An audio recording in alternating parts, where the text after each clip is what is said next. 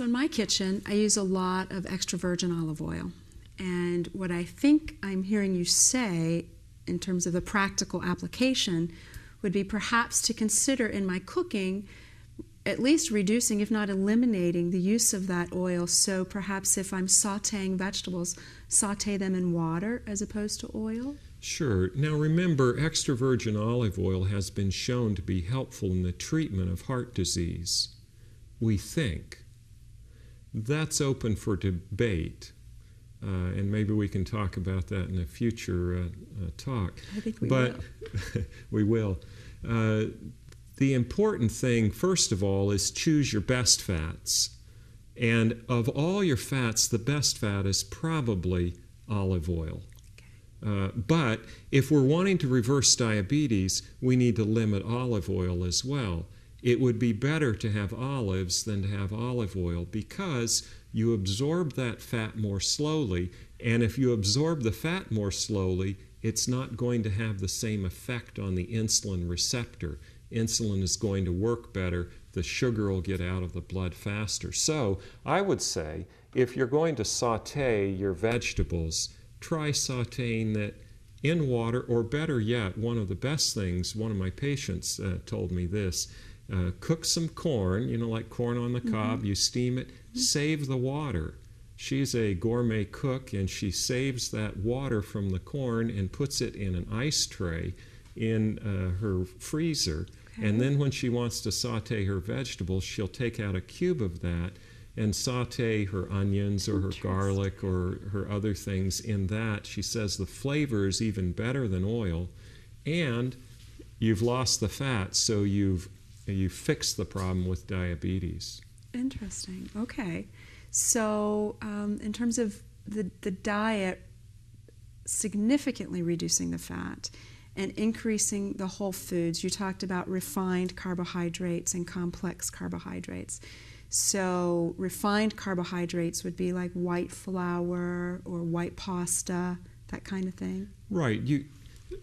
You'd rather have an orange than drink orange juice, because if you have an orange, the sugar's going to get into your system slower than if you drink orange juice. You'd rather have whole wheat bread than white bread, but you'd even rather have whole wheat with some rye or oats mixed in, because the sugar is absorbed from the rye even more slowly than from the wheat. And I learned that from my patients as well. They say, well, my sugar doesn't go up as fast if I eat rye bread as if I eat wheat bread. So if we mix our grains, the sugar is absorbed even more slowly. If you'd rather have brown rice than white rice. Why? Because that fiber slows the absorption of the sugar. We dump the sugar into the blood more slowly. We get it out more rapidly. The diabetes goes away. Interesting. Give me an example of how this has worked with one of your patients. Okay. I just saw one of my patients this week who has been on this diet now for quite a while. She did not have a high insulin level when we started. Unfortunately, she had had diabetes for quite a while, and already her pancreas had started to fail a little bit, and her insulin level was low. But she said, well, I don't really want to take these medicines anymore, especially, she was on a medicine called glyburide, especially knowing that it may increase my risk for having a heart attack. I said, well, if you want to be very careful with your diet, I think we can help you. And over the last year, she's lost 25 pounds, and I just saw her, as I mentioned, this week. Her hemoglobin A1C, which is a measure of your average blood sugar over the previous 3 months, was 5.4. Previous, while she was on medication, it had been fairly well controlled, but initially when we started working with her, her A1C was in the 7 to 8 range. Now, what does that mean? 7 to 8 means your blood sugar is running above 150 to 200. At 5.4, your blood sugar is running down around 120.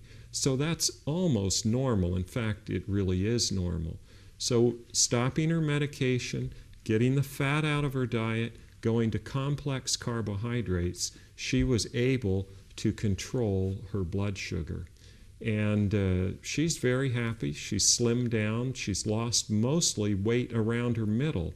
The reason for that is insulin packs on weight around your middle. And if you want to know whether your insulin level's too high, all you need to do is look down and see if you can see your belt buckle.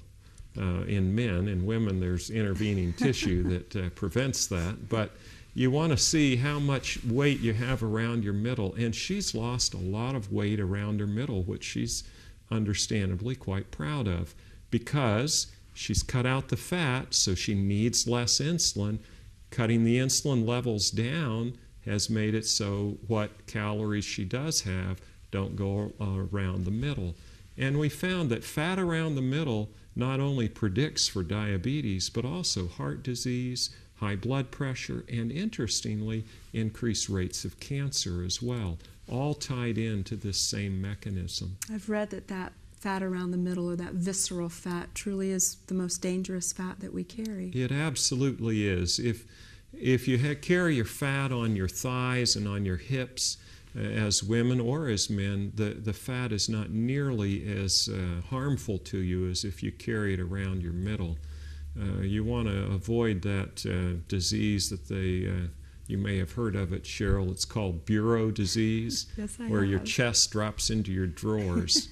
That's the disease that really causes the diabetes and the cancer and the heart disease. Okay. It's all related to too high insulin levels, too much fat in the diet, and too much simple carbohydrate, and not enough exercise.